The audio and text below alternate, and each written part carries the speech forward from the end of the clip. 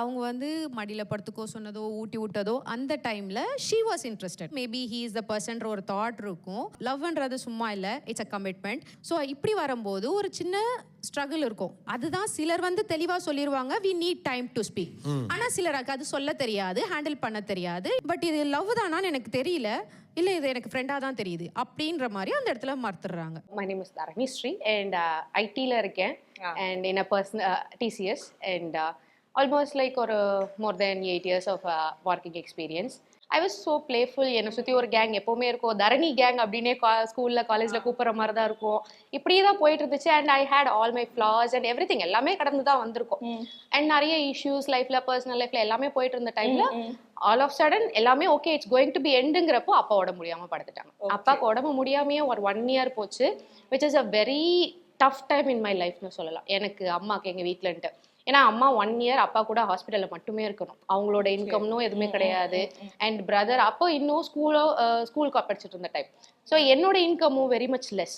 So family handle பண்ணுறது ரொம்ப tough. அப்பா அப்படி போயிட்டு இருந்தப்போ அப்பா தவறிட்டாங்கன்றப்போ இன்னும் ரொம்ப வர்ஸ்ட். லைக் அந்த டெத் சுச்சுவேஷனில் கூட யாராக இருந்தாலும் ஒரு 100 rupeesக்கு கூட நம்மளை வந்து கேட்குற மாதிரி இருந்தது. இப்போ வந்து ரொம்ப லிட்ரலாக அப்போ இனிமேல் நம்ம தான் எல்லாமே பார்க்கணும் அப்படிங்கிற ஒரு தாட் வர ஆரம்பிச்சது. அண்ட் நிறைய ஏன் இது கூட யாரும் ஹெல்ப் பண்ண மாட்டாங்களா, இது கூட யாரும் ஹெல்ப் பண்ண மாட்டாங்களா அப்படிங்கிற சுச்சுவேஷன் இருந்து நோ வரிஸ், யாரையும் நான் இனிமேல் எதிர்பார்க்க மாட்டேன். I can do it my self. எல்லா தப்பும் நடந்திருக்கு, ஒவ்வொரு விஷயத்துல அசிங்கப்பட்டிருக்கோம், காசு இல்லாமல் கஷ்டப்பட்டிருக்கோம், இந்த மாதிரிலாம் இருந்திருக்கு. But at some point it's a turn over. அப்பா இல்லாமல் அதை ஹேண்டில் பண்ணுறது எப்படிங்கிறது தான் வந்து லைஃப்பில் biggest turning point. And later on okay நம்ம வெளியில் போக, ஒர்க்குக்கு போக, அங்கே பார்க்குறவங்க பழகிறவங்க அதை வச்சு வி ஹேட் எக்ஸ்பீரியன்ஸ் அண்ட் லைஃப்பை ஓரளவுக்கு ஸ்ட்ரீம்லைன் பண்ணி இப்போ okay I am good enough to handle stuffs. As IT member, like IT ஆஃபீஸை பொறுத்த வரைக்குமே நிறைய லவ் ஸ்டோரிஸ் இருக்கும். ஸோ அந்த இடத்துல இந்த மாதிரி ஒரு டாபிக் உங்களுக்கு பேசுறதுக்கு நிறைய எக்ஸாம்பிள்ஸ் இருப்பாங்க and lot more people right now. அதை பத்தி ஏதாவது இதே எனக்கு ஒரு ஃப்ரெண்ட் சர்க்கிளோ, அங்கே ஒரு பசங்களோ, ஒரு பொண்ணோ, எனக்கான டீம், ஒரு கேங் இருந்தாங்கன்னா I'll be happy to travel. எனக்கு எவ்வளவு தூரம் இருந்தாலும் எனக்கு பிரச்சனை கிடையாது. I'll be happy. ஸோ நான் கூட இருக்கணும், ஒரு பையனோ ஒரு பொண்ணோ அவங்க கூட நான் இருக்கணும்னு நினைக்கிறத வந்து இட்ஸ் நாட் லவ் இல்லைல்ல. அதுவும் இப்ப இருக்க ஜென்ரேஷன்ல ஒரு பொண்ணு பசங்க கிட்ட பேசுறதோ, பசங்க பொண்ணு கிட்ட பேசுறதோ வெரி காமன். ஸோ எக்ஸ்ட்ரா கொஞ்சம் பேசிட்டா இல்ல எக்ஸ்ட்ரா கொஞ்சம் டைம் ஸ்பெண்ட் பண்ணிட்டா உடனே லவ்னு ஏன் எடுத்துக்கணும் அப்படி தோணும். இப்போ எப்படி கண்டுபிடிக்குது? Give me a list. இதெல்லாம் வந்து நான் வச்சு அந்த பொண்ணு ஒன்று லவ் தான் பண்றாளா இல்ல நான் ஃப்ரெண்டா தான் பாக்குறேன்ல, ஷீ லைக் என்ன ஒரு நல்ல கம்பெனியா தான் பாக்குறேன்னா எப்படி கண்டுபிடிக்கிறது அப்படின்னு கேட்டா like how is it's quite difficult actually. ஏன்னா எல்லாமே நம்ம ஃப்ரீயா பேசுறோம் பழகுறோம் அப்படிங்கிறப்போ இருக்கும். இப்போ ஷோ முடிஞ்சதுக்கு அப்புறமா எனக்கு வந்து அங்க நிறைய பசங்க சொன்னது, அப்ப எனக்கு சொல்லுங்கக்கா என்னக்கா பண்ணணும் நாங்க அப்படி, அதை என்னதான்க்கா பண்ணணும், அப்ப நாங்க எப்படிதான்க்கா புரிஞ்சுக்கிறது, இப்படிதான் எனக்கு கொஸ்டின்ஸ் வந்துட்டே இருந்துச்சு.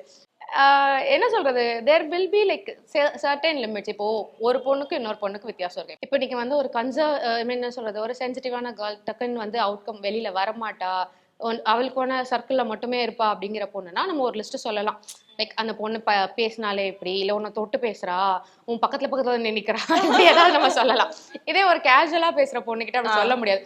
அவ அடிச்சு கூட பேசுவா, அந்த பொண்ணு நம்ம எதுவுமே சொல்ல முடியாது. அந்த பொண்ணு அதை ஃப்ரெண்டா தான் நான் உன்னை ஃப்ரெண்ட்லயே தட்டினேன் அப்படின்னுவா. ஸோ அது டிஃபரன்ஸ். லைக் ஒவ்வொரு பொண்ணை வச்சுதான் அந்த பையன்கிட்ட வந்து நான் அதான் சொல்லணும் அப்படின்னா, நீ பழகி பாக்குறதுல உனக்கு தெரியும் இத்தனை நாள் ஃப்ரெண்டா இருக்கும் போது இல்லாத க்ளோஸ்னஸ் இப்ப இருக்கா, இல்ல நீங்க பேசுற டாபிக்ஸ் எப்படி போகுது, இல்ல நீ சென்சிட்டிவான டாபிக்ஸ் பேசும்போது லைக் டுகெதர் அப்படிங்கிற டாபிக்ஸ் பேசும்போது அவளோட ரிப்ளைஸ் எப்படி இருக்கு, அதை வச்சுதான் நம்ம கெஸ் பண்ண முடியும். இவ்வளோ தெளிவா இருக்கீங்க. லைக் இவ்வளோ தெளிவா இருந்தாலும் எல்லாருமே தப்பு பண்ணுவாங்க. But almost you were like clear in your points. உங்களோட ஸ்டாண்டில் நீங்க கிளியரா தான் இருக்கீங்க. You never fell in love with anybody, like it's not. I had a very big life lesson in my life. Oh my god, okay. Which brought me here. Actually நிறைய falls இருந்துச்சு. as I said, past problems இருந்துச்சு, family affect பண்ற அளவுக்கு என்னோட இஷ்யூஸ்லாம் இருந்தது. And நம்ம நிறைய பார்க்க ஆரம்பிச்சிட்டேன். ஒரு பாயிண்ட்டுக்கு மேல நம்ம மேல தப்புன்னொன்னே யாரையும், இப்ப என்னோட பெர்ஸ்பெக்டிவே என்னன்னா, யாரும் என்ன எந்த கேள்வியும் கேட்டுறக்கூடாது அப்படிங்கறதுல வந்து நான் ரொம்ப தெளிவா இருப்பேன். என்னோட ஒர்க்கா இருக்கட்டும், இன்னைக்கு நீ இந்த ஒர்க் முடிக்கலையா அப்படின்னு யாரும் என்ன கேட்க விட மாட்டேன். ஐ வில் பி லைக் அதை கேட்கறதுக்கு முன்னாடி நான் முடிச்சிடணும். ஐயோ எனக்கு இதை கேட்டக்கூடாது, I will finish that before. என்னோட அந்த தாட் எப்போ வந்ததுன்னா, நான் லைஃப்ல நிறைய தப்பு பண்ணப்போ, இல்லை பிரச்சனை ஆனப்போ, என் லைஃப்ல ஒரு ரிலேஷன்ஷிப் ப்ராப்ளம் ஆனப்போதான் ஓகே இது நம்ம இந்த தப்புனால எல்லாரும் நம்மள ஒரு பேசுற அளவுக்கு ஆயிடுச்சே, இதுக்கப்புறம் நம்ம இதை பண்ணக்கூடாது, இதுக்கப்புறம் நம்மள யாரும் எதுவும் பேசிடக்கூடாது அப்படிங்கிற ஒரு சுச்சுவேஷன் வரப்பதான் ஐ ஸ்டுட் பேக். லைக் நான் ஏதாவது பண்ணாதானே மற்றவங்களுக்கு பேசுறதுக்கான சான்ஸ் இருக்கும் அப்படின்னு சொல்லிட்டு. So I had like early stages of my college days. அப்பயே வந்து எனக்கு ப்ராப்ளம்ஸ் இருந்துச்சு. அதுக்கப்புறமா அதுவுமே வந்து ரொம்ப நாள் என் லைஃப்ல ப்ராப்ளமாவே இருந்தது. அதுக்கப்புறம் தான் நம்ம லைஃப்பை நம்ம தான் பார்த்தாகணும், நம்ம இப்படிதான் இருந்தாகணும். எனக்கான கைட்லைன்ஸ் நான் அப்பதான் போட்டுக்கிட்டது. ஓகே இப்படிதான் இருக்கணும், இந்த லிமிட் மேலே யார்ட்டையும் வச்சுக்கூடாது. Even though still in office in everywhere we get approaches from men. Approach பண்ணாதான் செய்வாங்க. அதையும் இப்போ காமெடியா நக்கலா சொல்றவங்களும் இருக்காங்க. இப்படி பண்ணலாமா அப்படி பண்ணலாமான்னு ஒரு மாதிரி நக்கலா போட்டு பாக்குறது பண்ணதான் செய்யறாங்க. பட் அவங்களுக்கு அவங்கள மாதிரியே பதில் சொல்லிட்டு அதை லைட்டா எடுத்துட்டு போயிட்டே இருக்கிறது. ஓகே நீ என்னை இப்படி கேட்டியேன்னு நான் போய் உட்காந்து அழமாட்டேன். ஓகே அப்படியா, சரி நான் இதுக்கு பதில் இப்படி கொடுத்துட்டு போறேன்னு சொல்லிட்டு அதை அங்க ரிப்ளை பண்ணனா அதோட அந்த பர்சனையும் வந்து I will distance themself and நானும் என் வேலையை பார்க்க போயிடுவேன். இந்த பவுண்டரிஸ்லாம் எஸ் ஐ எம் போல்ட். நான் அதெல்லாம் தாண்டி வந்ததுனால எனக்கு இவ்வளவு தெளிவா பேச தோணுது அண்ட் இவ்வளவு ஸ்ட்ராங்கா இருக்கணும்னு தோணுதே தவிர யாருமே தப்பு பண்ணாம இல்லை. Yes I had all my flaws and negatives. இது உங்களை இந்த போல்ட்னஸ்க்கெல்லாம் ஓவர் கம் பீரியட்னு ஒன்று இருக்குல்ல, அது எப்படி தனியா ஸ்டூட் அப்? பயங்கரமா என்னோட ஃபோன் நம்பர் கூட யார்கிட்டயுமே இருக்காது. ஐ ஒர்க் ஃப்ரம் பெங்களூர் சொல்லியிருந்தேன் இல்லையா, நான் வந்து ஒரு 4-5 இயர்ஸ் அங்கே பெங்களூர்ல இருந்தேன். என் ஃப்ரெண்ட்ஸ் கிட்ட கூட என் நம்பர் இருக்காது. எங்க அம்மா அப்பா இவங்க 2 பேர்கிட்ட தான் பேச முடியும். நான் அங்கே ஒர்க் பண்ற என்விரான்மெண்ட்ல கூட நான் ஷட்டில் விளையாட போவேன். என்ன பெருசா யாருக்கும் என் பேர் கூட தெரியாது. என் பேர் கூட நான் யாருக்கும் ஷேர் பண்ணிக்க மாட்டேன். இன்னைக்கு இந்த ஷோல என் பேர் வரும்போது எனக்கு அவ்வளவு ஹாப்பியா இருக்கு.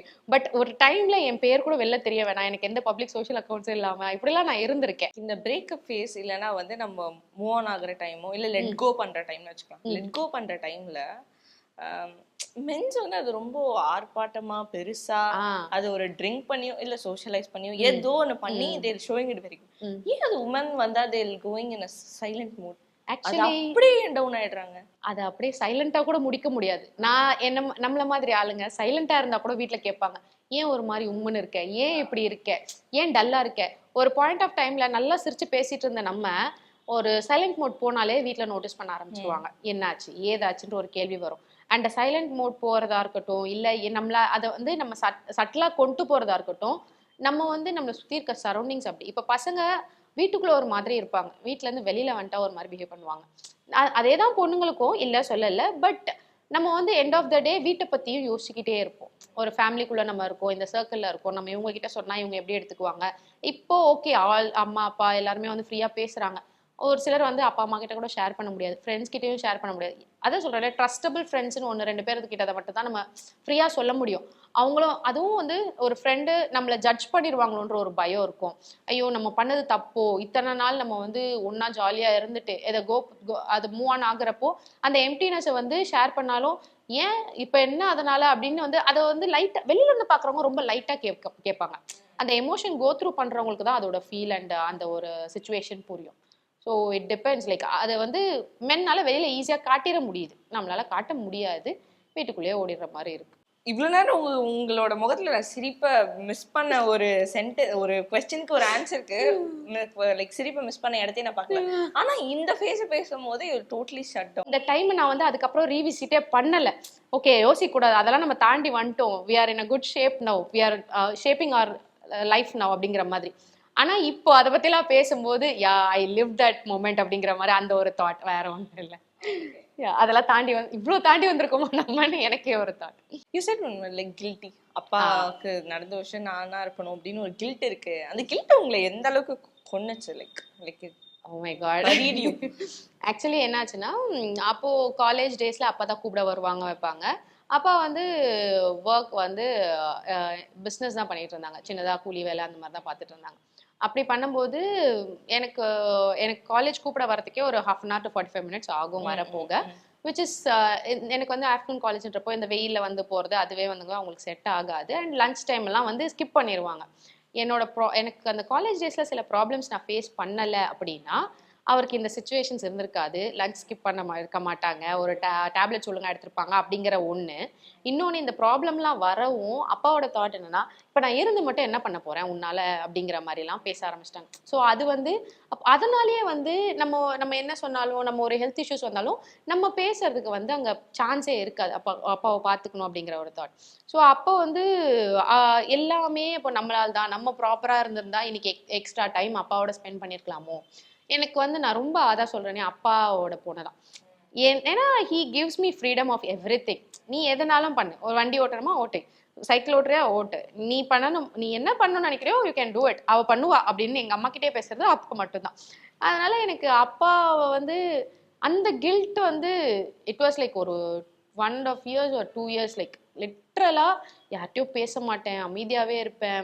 அண்ட் ஒரு ஆஃபீஸ்ல உட்காந்துருப்பேன், பெங்களூர்ல ஒர்க் பண்ணிட்டு இருக்கப்போ நான் பிஜி கூட ரிட்டர்ன் வந்திருக்க மாட்டேன். அந்த ஒர்க் எனக்கு 9 o'clock 6 o'clockே முடிஞ்சிடும். ஆல்மோஸ்ட் மிட் நைட்லாமே அப்படியே சிஸ்டம் முன்னாடி உட்காந்துருப்பேன். இப்படியெல்லாம் தான் இருந்தது.